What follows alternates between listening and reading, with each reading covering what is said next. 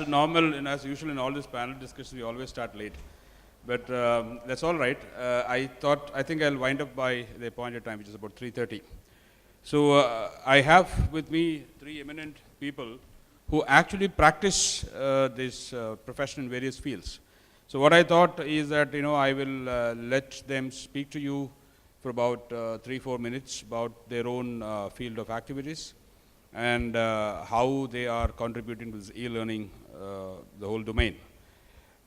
Just before we start off, I think most of you would probably be aware of this, but otherwise, I thought I'll just have a quick word or two about these e-learning initiatives, the advantages for that. We are right now dealing with Generation Y and then the millennials, the type of people who are not interested in sitting in one place and learning. The way I used to do, and I'm not too sure about some of my panelists, but probably they would belong to Generation Y. So the e-learning system is about 24/7 accessibility. The pedagogical tools are very innovative. In fact, I was just having a look at the Adobe Captivate 9, and then I was amazed, and we still are stuck with PowerPoints, and PowerPoint should be on its way out anytime soon. So the pedagogical improvements, and then we have enhanced collaborations and research between the participants. It's greener, cost-effective, especially, as you would see. And then, it's quite flexible, it's mobile, it's mobility, it's cost-saving, and so on and so forth. So when I was just trying to get this thing into my, my thinking, I was just wondering how the customer training, which I think most companies don't do these days, can be done using this e-training. Because, you can always have the flexibility of, small pieces of information which you can be downloaded into your computer or wherever, and you can see. Why I'm saying this is, most of us own technological marvels. It could be your mobile phone, it could be your audio, video amplifiers, it could be your motor car, and I'm sure that most of us don't even use 10 or not more than 10-20% of the capacity of those quite sophisticated instruments. There's no customer training. You talk about the smartest, the biggest companies in the world, no customer training at all, be it Microsoft or Android or Google or whatever. So maybe this can help it, and so on and so forth. So there are a lot of things, scope for this particular thing. So let's hear from the experts, the people who actually are in this domain.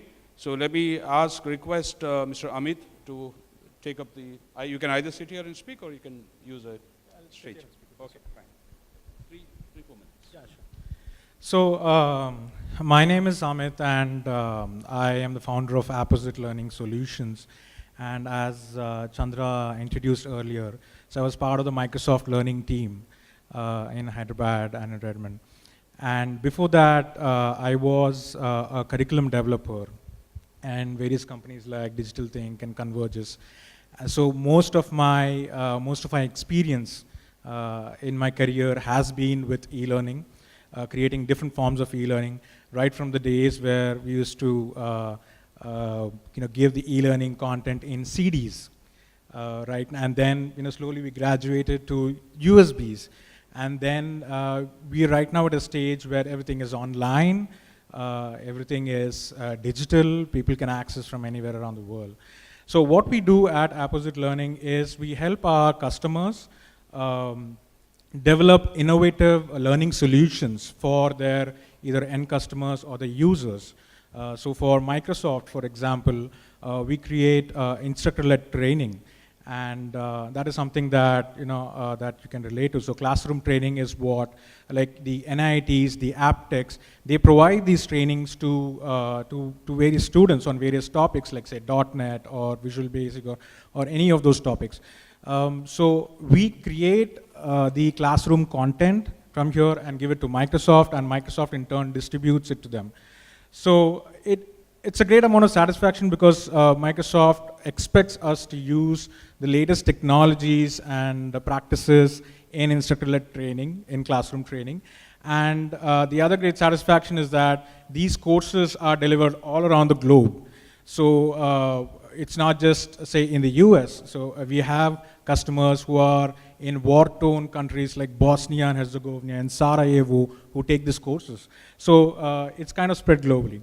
While we do a lot of classroom training, we also create a lot of e-learning. And when it comes to e-learning, there's a lot more to play around with, to create really innovative stuff. And that's where we come in and provide that level of innovation. So for Microsoft, we recently used the micro-learning technologies where we create short 2 to 3 minute videos and on various topics which they upload on their platform and the users download and take. There are some other clients, like a client called Sutherland Global Services. So for them, we provided a gamification-based learning solution. So as part of the e-learning, we integrated with a lot of games so that users can play these games and learn the concepts along the way. So these are some of the emerging trends that you will hear about when you talk about e-learning. One is definitely the micro-learning, short bursts of content that can be delivered and consumed easily. A great example of that is if you heard about an app called Google Primer. Google Primer is a great app where you have just 2 to 3 sentences in each, and you can access it only via the mobile, and you can just click each card and you can learn content. So that's what we're talking about, micro learning. Then when it comes to gamification, it kind of differs based on the kind of users who are there. So really basic level users, we have to get down to the kind of what is most simplest for them. And the complex users, we really have to get into giving them points, rewards, badges. So a lot of stuff we can do that. And finally, what we are trending right now is into immersive learning. And we'll talk a little bit as we go along in the discussion. Immersive learning is about how do we use the various virtual reality devices that are available here right now.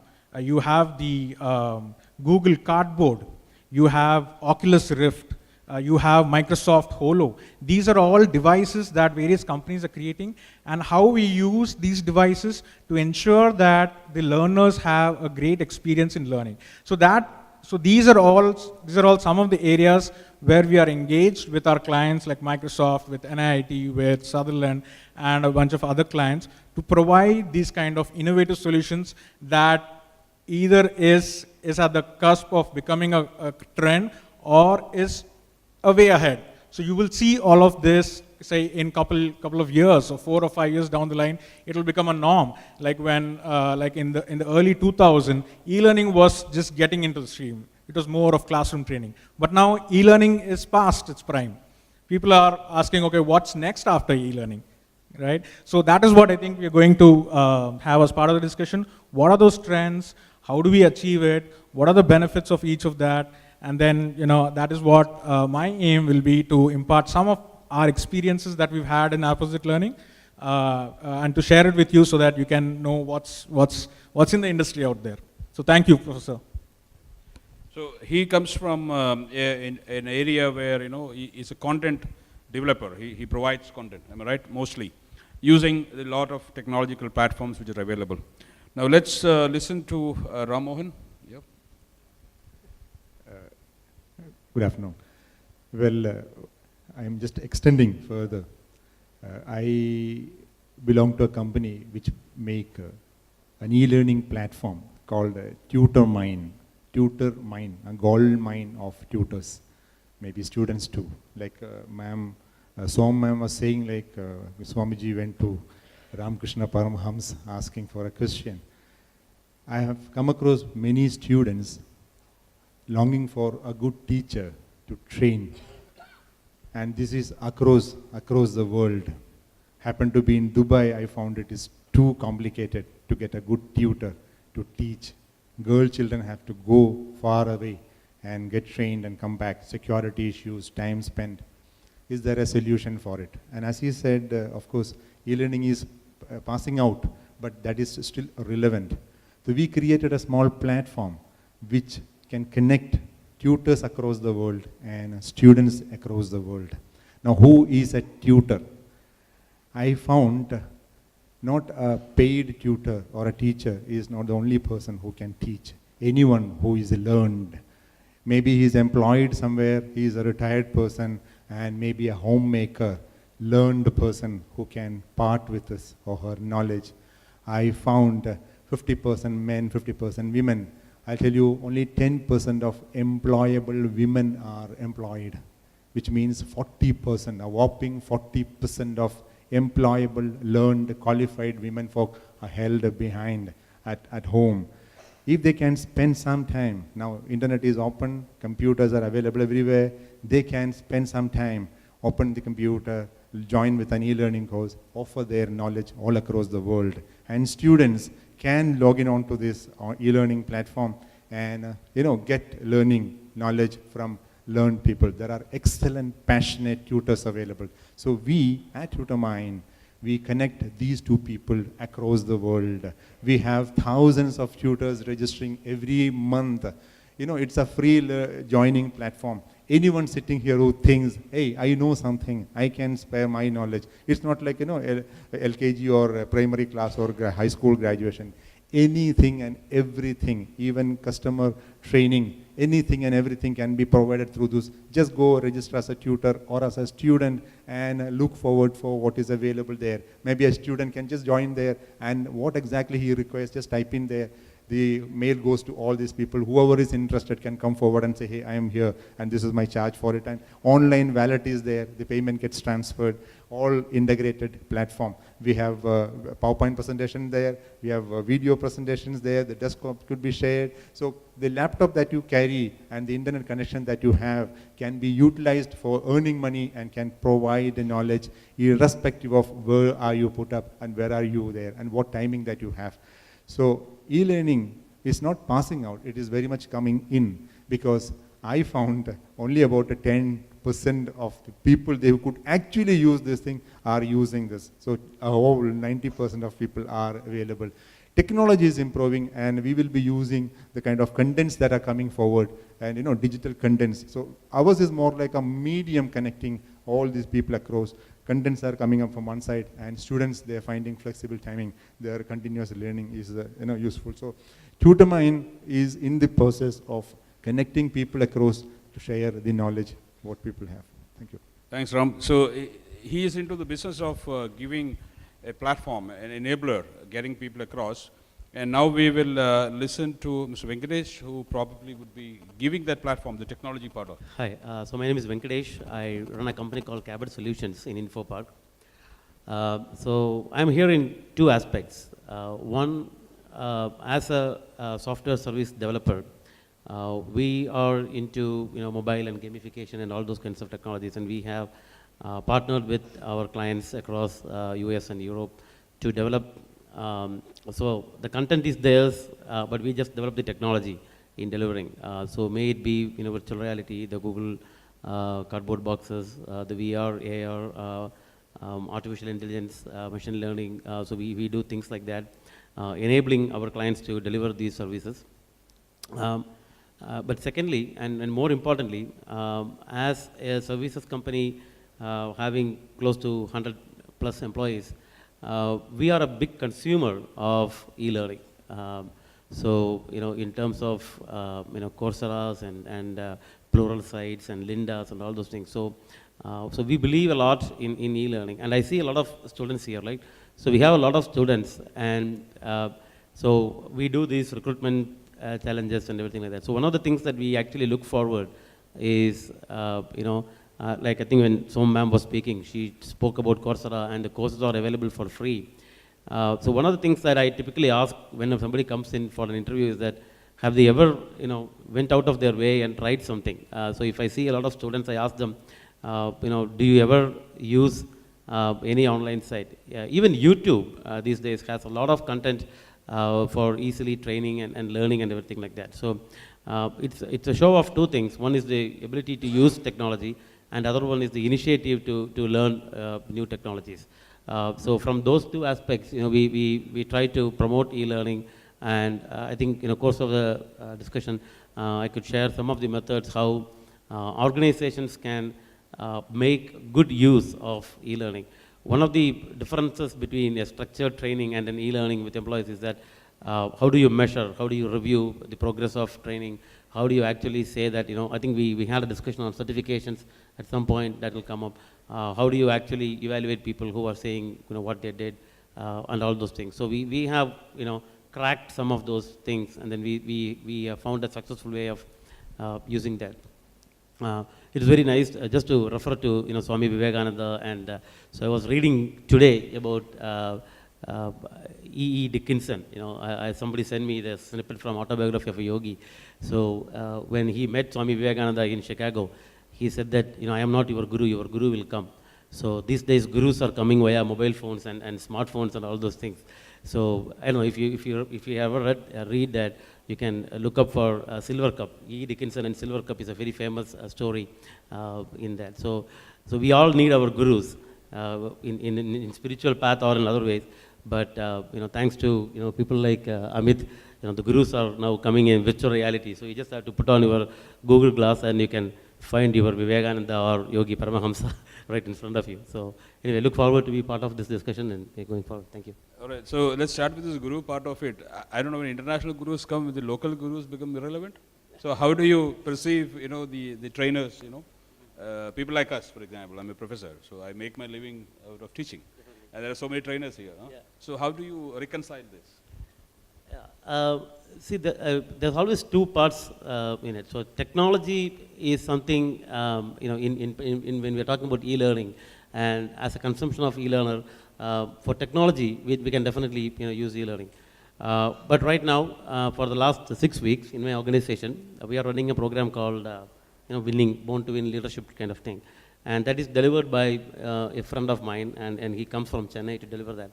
And he delivers that for 5 hours every day, non-stop, and he talks, and there's no PowerPoints, and it's all purely based on his experiences and everything like that. So it is a soft skill, it's a motivational thing, it is talking about methods of, from your experiences, from others' experiences. I don't think those things can be, technologized. No amount of YouTube video can deliver the energy and the passion that's helpful to bringing transformation in people's lives. Technology is a different thing that we can e-learn. So the trainers are definitely important. The quality of trainers, the ability to motivate others, to transform others is definitely a quality of a trainer. Yeah, so thanks. You have to add something? Yeah, I just wanted to add that with the technological advancements that have happened, so to answer your question, how relevant are the local gurus when international gurus can come faced with? I think that entire platform will now be merged as just gurus, one set of gurus, as one consortium of gurus, with whom, and then the choice is not, about, which guru is good or bad. The choice is with the learner, that I know. It's like you have the Zomato app. When you want to go to a restaurant, you go to Zomato and say, okay, which guru is good based on the rating.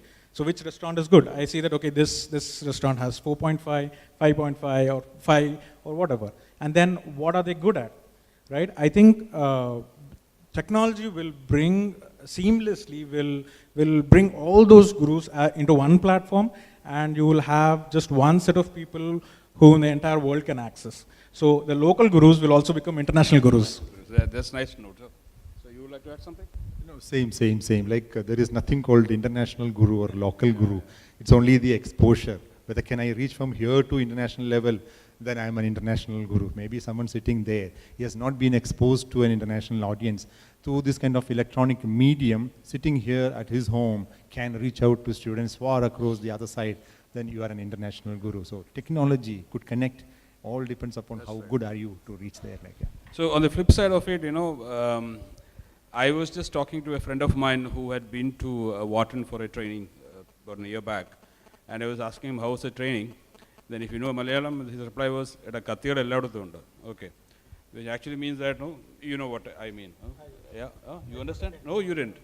Katti in Malayalam means, terribly boring professor. So his reply was that these boring guys are there everywhere. So the flip side is when you log on, for example, you do a course in Coursera, and a prof here can actually understand that, and he can probably evaluate himself as how good or bad he is. So that way, like you said, it's converging. So it will be one common guru, and internationally, and one pool for example. So that's a good thing to note. The second point I always had my reservation in this kind of e-learning thing is, how do I ensure that the students or the learners are actually learning? Because when we do this course over the technology platform, we have these random pop-ups which students are supposed to, press and ensure that they are listening, but then many times, if when I pose a question and ask them to press the button, hardly 50% of the class is actually on, because the rest of them, I don't know what they do. So how do we solve this issue? I mean, is there any solution there? So, with respect to e-learning and how you can evaluate the learner's performance after the training, there are a lot of technologies right now, or a lot of practices that we follow. For example, and it depends on what kind of content is trying to be taught to them. So is it an application level content? So when you say application level, after the training, are they supposed to apply the training, the information that they've learned into a job? Or is it a knowledge-based training, right? So your assessment and your evaluation will entirely depend on either of those. Now, having said that, what are the practices that we follow to evaluate? So for application level training, we have something called as simulations, which are guided simulations, unguided simulations. So in an e-learning, you teach the entire content in whatever mode, using a game or whatever. And then at the end, you put them through a simulation, a real life situation that they will experience after the training, right? And then you measure their performance on that. The second interesting trend that is coming out is evaluating through games. Right? So you put the learner through a game, and depending on, and each level has that in a game there are different levels, and each level consumes a certain part of the content that has been taught, or evaluates a certain part of the content that has been taught in the class. So if a learner has completed 3 levels or 4 levels, then it means he has understood these topics. But if he fails or is not able to go beyond level 1, then it means that he's probably not understood the concept. Right? So there are various practices that are being followed, and then of course there are the regular evaluation practices, like you have the multiple choice, which kind of thing. I have a small addition to this. Like in our platform, we have addressed this. There was actually a question asked: why should a student need tuition? Why do you need tuition? The answer: there was lots of research has happened here. The answer: students are exposed to new concepts in the classroom. And in the classroom, they think, oh, I understood the whole thing. Back at home, when they approach the concept once again, that's when doubts start coming up. And that time, no one is there to clear these doubts. That is when they look forward for tutors. Now, is there a solution to this? One of the studies revealed that if you try flipping the scenario, you will get a better solution. And this is known as flipped classroom. What actually in the flipped classroom they do, they show an education video prior to entering into the classroom. An education video, what exactly you're going to learn. Now, having seen this video, having some idea about the whole concept, you go in the classroom. Classroom will not be a kathy or a boring lecture. It will be more like an interactive session, because you already know something about the whole thing, and you discuss more, and that's where you get more clarity about the whole subject. After that, you go for a test. Immediately after you study something, you go for a test, and what exactly the score, immediately if you know where are you standing. So in our case also, we have provided a software solution for all the tutors who register with the site. They can download this application free of cost. During the evenings at home, you can do a recording of a video. You can do the whole recording of the whole topic by topic and upload it there. Students can go through the videos before entering the classroom. Having seen the video, they ask questions in the classroom. So interactive session is more like doubt clearing. Therefore, there is an e-learning, there is a e-test paper. So you do the online examination, and you get the answer. So we found suddenly the level of children improve far better. You are actually right. If I were to add to that, this methodology, pedagogy, was developed by Harvard by a professor named Hassan Surur. So it's pre-reading, and then it actually improves drastically the effectiveness of learning. Yeah, sure. just to, so in our situation, the evaluation, the training itself happens because of interest from the person's perspective to learn something new. We constantly cross-train and retrain people, and we deploy in different technologies. So based upon what's hot right now. So right now my people are doing AngularJS and React.js and JavaScripts, and so anything that's coming up. So in my case, what happens is that they do the training, and then they're applying that learning the very next day in real projects and things like that. So there is a thing. I don't really bother to measure their amount of learning, in the sense that because the drive to learn comes from them. So in a classroom situation, it could be different, because you are put to sit in a class of 50 people, and then, like you said, when you ask them to raise a question or something like that, they're either logged in or not even logged into the computer, so they may do that. But in my situation, the things are different, because they have to learn, and they develop the thing, and then we put them into practical situations to learn. From a domestic consumer, my daughter takes Hindi tuition over Skype with somebody in Moa or something like that. I think she might be going through Tutor mine. I don't know. She could be, or it is not. But I really like the concept of this flip the classroom kind of thing, because that's what's happening in terms of the help that she gets and things like that. And yeah. I just want to add one more thing. So when it comes to evaluation, I think we work primarily with corporates like Microsoft and Sutherland.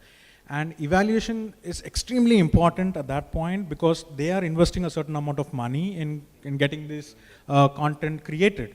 And they are investing a certain amount of their employees' time in spending for this training, right? So they need to know for sure that at the end of the training, these employees will perform as expected, or these employees, for example, in a training, they are taught how to, say, use certain tools. And we take them through the training, and we evaluate them. But once they go on the shop floor, once they do the job, they need to perform at the same level that the employer expects. So evaluation is of primary importance. So the first, and it also defines something called ROI.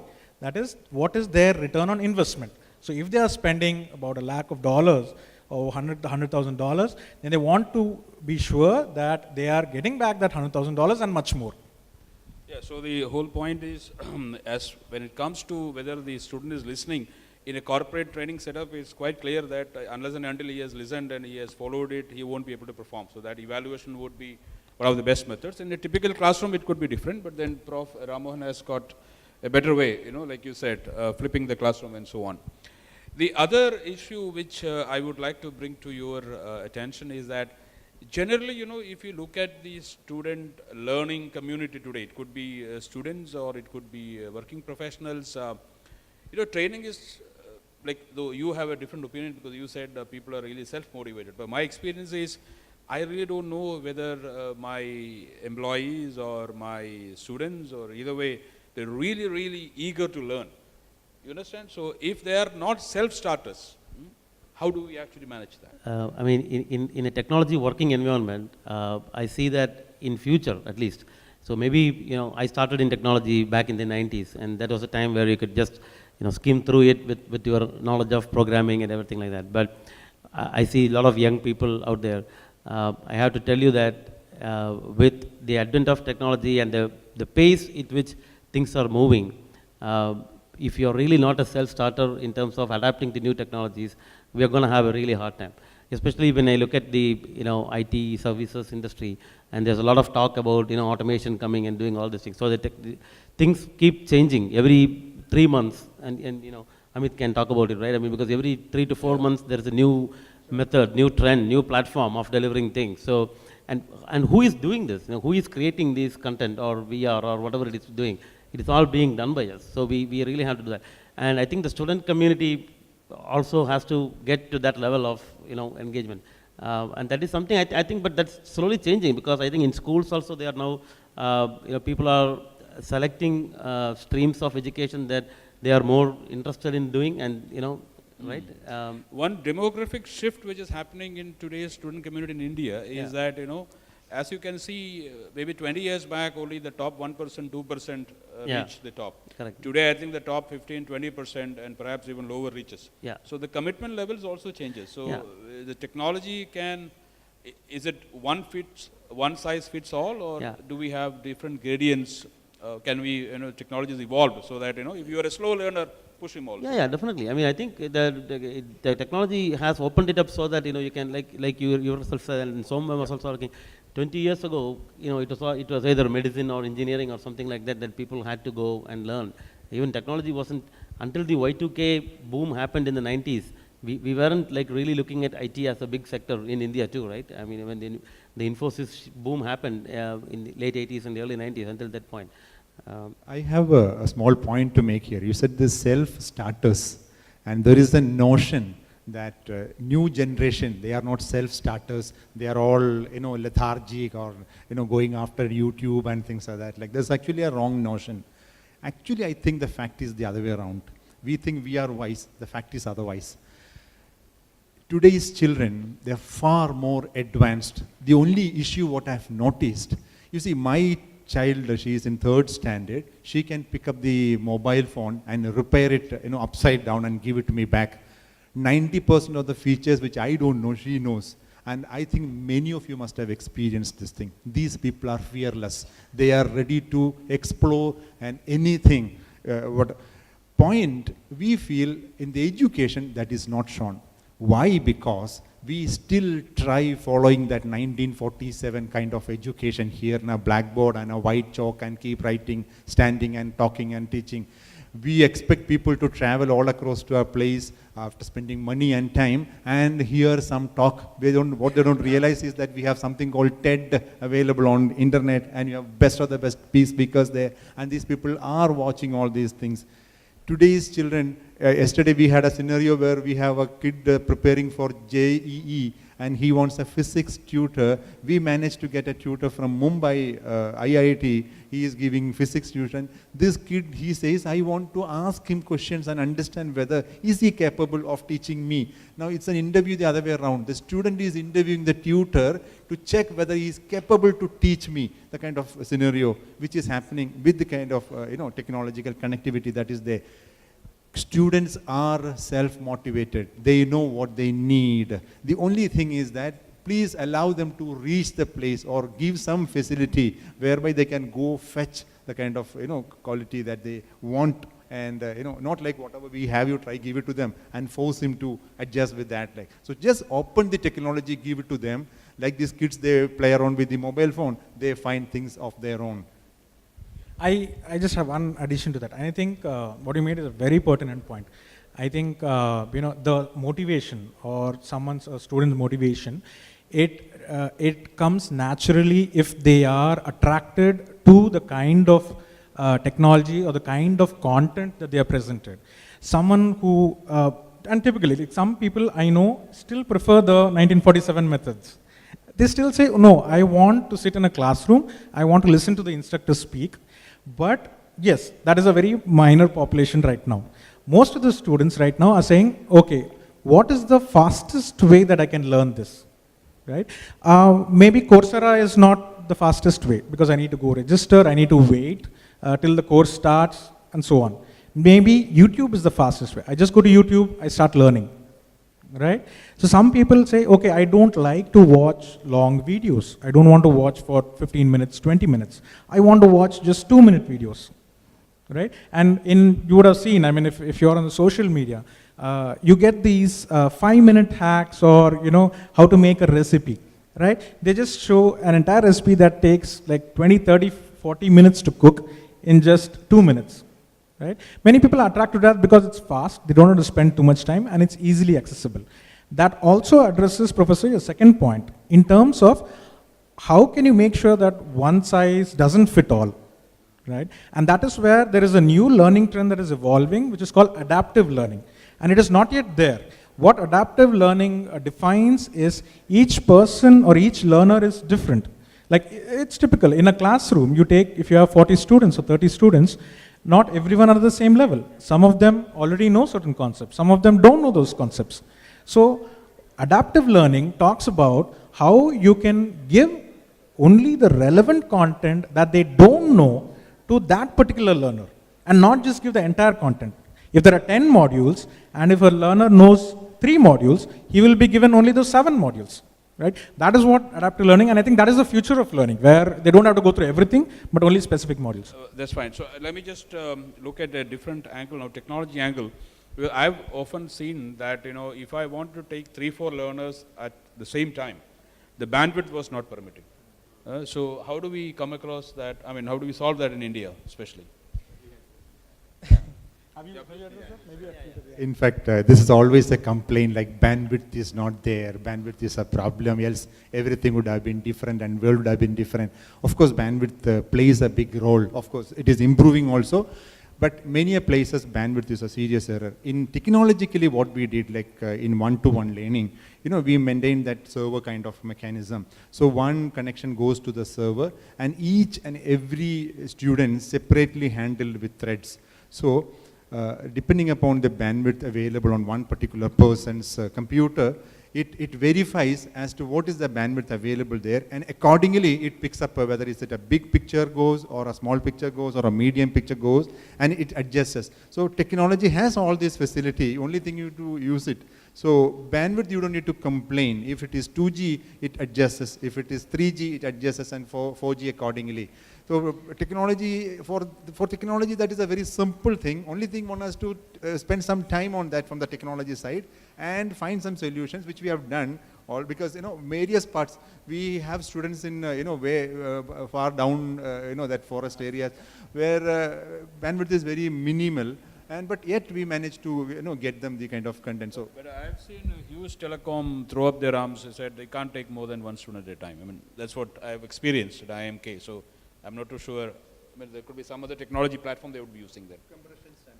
So what we do, so there are, we get clients and who come specifically with that need, saying that our end users of this learning don't have great bandwidth. They have, you can expect that they will have outdated systems, but we still want to create an e-learning for them, right? And typically this happens in NGOs like World Health Organization. Like World Health Organization has their inroads into the deepest or the most remotest villages, where they still need to go and give a vaccine to the students. For example, polio eradication, right? So how do we ensure that people in that area with low bandwidth still have access to learning? And that is where the current trend of micro-learning comes into picture, where learning is driven through SMSs. Learning is driven through very light content-based packages, which don't need a lot of bandwidth, and even if there is intermittent bandwidth, it downloads in packets. So you download a few number of packets, then if the internet is gone, then it downloads the remaining packets. So at the end of it, it gives the learner a seamless experience at the end of it. But the key there is to how do you design the learning solution, right? How is the content being presented? Now, I think that's fine. Now, I have another philosophical twist to this. For example, I mean, you may not be the right people because you're technology experts. You know, will companies take people, engineers, for example, who have not passed those 56 papers? For example, if I am a design company, designing circuits, and somebody comes up and says, look, I've got 3 courses done in circuit design, I'm fine. Are they employable? Or number one? Number two, will HR department actually take such people? You have any experience? Yeah. In my own company, I think the way employers are looking at employees is very different than I think what it was earlier, and I cannot say what it was. But right now, the key thing that we look is for talent, right? Someone was telling that, you know, a degree probably does not matter, right? What matters is, do you have the right skill? One, do you have the right attitude, right? If you have the right skill and you have the right attitude, we employ them. And it's not just in my company. I've worked in Microsoft, and Microsoft has a similar philosophy where if you have the right skill and the right attitude, then you not having a degree is not a big issue. And I have friends in Microsoft who don't have even a graduation degree, but they're very, very skilled, very, very talented. That's quite modern, you know. If things are going in that pace, I think maybe 20 years down the line, this university where we're sitting will cease to exist. I agree with that. So that's it. We are on time. So it's about 3:35. Thank you very much. Thank you all.